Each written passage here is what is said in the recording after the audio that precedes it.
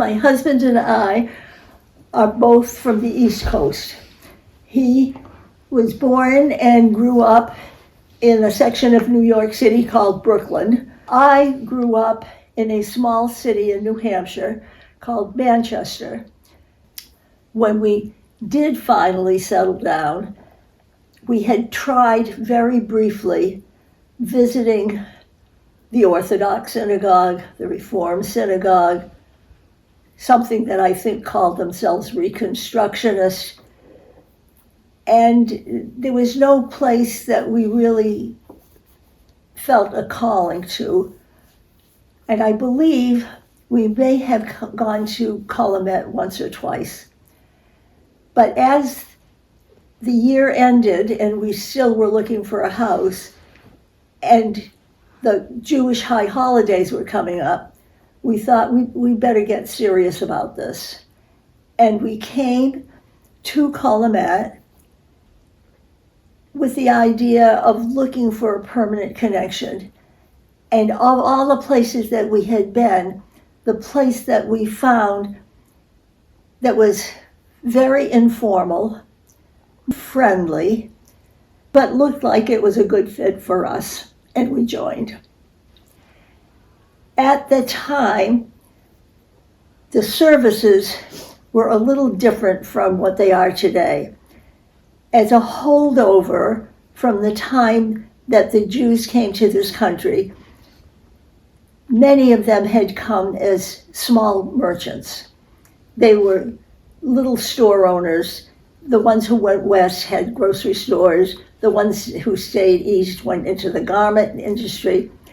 And all of them, although this is very clearly forbidden in the Bible, worked on Saturdays. Saturday is the Sabbath, but they invented a the evening before the Sabbath, where originally, historically, that had been a very small part of the Sabbath celebration, and it became the central thing.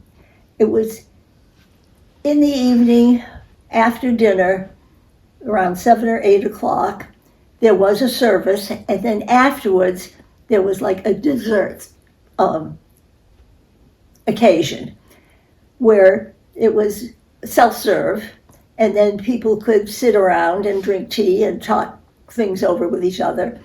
And it was known as the Honig Shabbat, Honig being the word for delight, the delight of the Sabbath.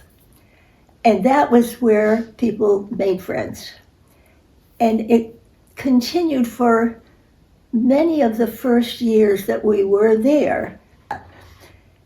So we found a comfortable, not just religious home, a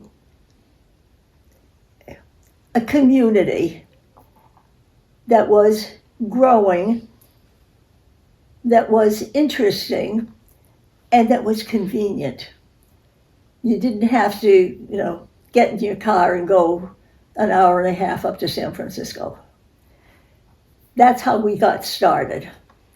To contribute, neither one of us ever wanted to be an officer or a board member or anything with a title. But we did understand that one of the things that a synagogue can offer to the community is having a service which needs 10 adults on a daily basis. And this is sometimes hard to get. We call it a minyan. And as the years went by, we became aware that getting the minyan on Sunday night was the tough night of the week.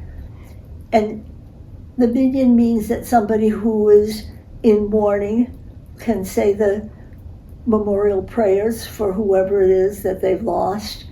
And if you don't have the minyan, you don't do the full service. So we made a commitment, the two of us, to go to the Sunday Night Minion, and we did that for years. I have to say that our track record over the many years has produced some very, very valuable memories.